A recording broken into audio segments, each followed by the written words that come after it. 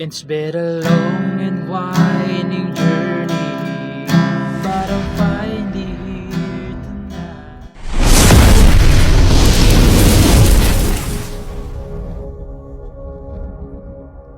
Hello mga ka-idol! So ngayon meron na naman akong ituturo sa inyong napakagandang kanta.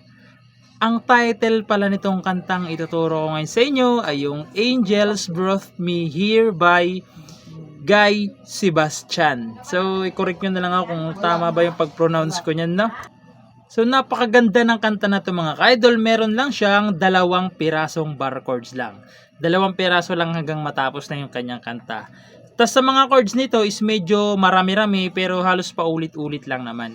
So dito muna tayo sa strumming. So yung strumming natin is ganito lang.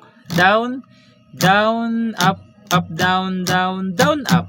Okay, so ganun siya. Pag yung chords naman is nasa loob ng open close parenthesis, 2 down lang. Okay? So malinaw tayo dyan sa strumming, no? So proceed naman tayo dito sa kanyang whole verse. So yung whole verse niya rito is C. Ayan yung C, second string, fourth tsaka fifth. Ayan C. Sunod is E minor. So yung E minor, fifth string lang tsaka fourth string. Tapos F. So ito yung isang F na sinasabi kong bar chord. Yung F sa first fret nakalagay. Sa second fret is third string. Sa third fret, fifth string tsaka sixth string. Ayan yung F. Tapos D. So yung D, first, second, third lang. Ayan D.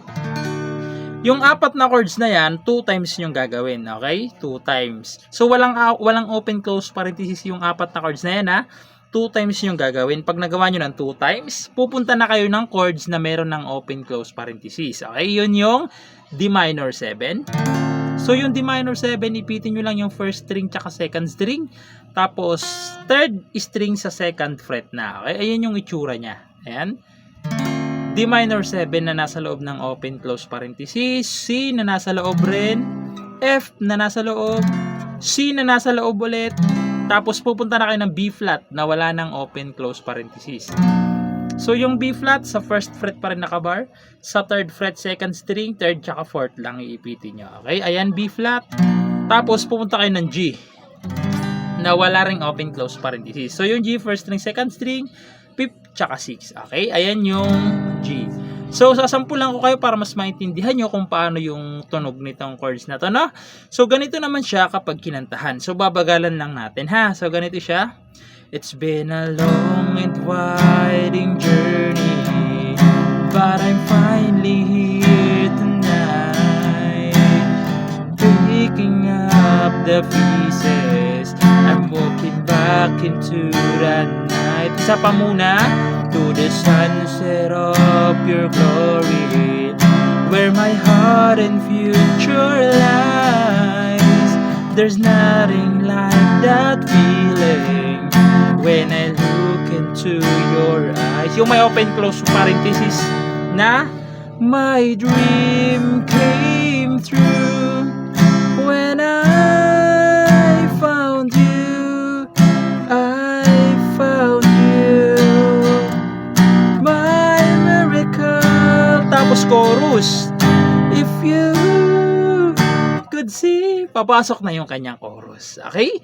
So proceed naman tayo doon sa kanyang chorus. So yung chorus niya rito, kung mapapansin nyo dyan, nasa loob na sila ng open close parenthesis, no? May isang pirasong chords lang na walang open close parenthesis. So yung chords dyan is D na nasa loob, A. So yung A first, second string, third tsaka fourth, A na nasa loob. Tapos G na nasa loob, A ulit na nasa loob. Tapos pupunta na naman ulit kayo ng D, nasa loob pa rin. Tapos D over F sharp. So yung D over F sharp, ito siya. So yung D over F sharp, nandito to sa first string, second string. Sa second fret naman ay third string. Tapos 6th string. Ayan, D over F sharp na nasa loob ng open close parenthesis. Tapos pupunta kayo ng G ulit na nasa loob. Tapos A na nasa loob ulit. Okay, pagkatapos niyan, yung sa baba naman ng mga chords na yan is nasa loob ulit ng open close parenthesis na D, A, G, E7. So yung E7, fourth string, third string tsaka fifth string lang. Ayan, E7 na nasa loob pa rin. Tapos pupunta kayo ng E minor. Tapos D over F sharp ulit na nasa loob. G ulit na nasa loob. A na nasa loob. Tapos D na wala ng open close parenthesis. Okay? Itong D na sa dulo lang yung walang open close parenthesis. Now, so sasampulan ko kayo ng kanyang chorus para mas maintindihan nyo kung paano siya tugtugin. So ganito naman siya kapag tinugtugan. So babagalan lang din natin. And if you could see what I see, that you're the answer to my prayer. Tapos next, yung sa baba.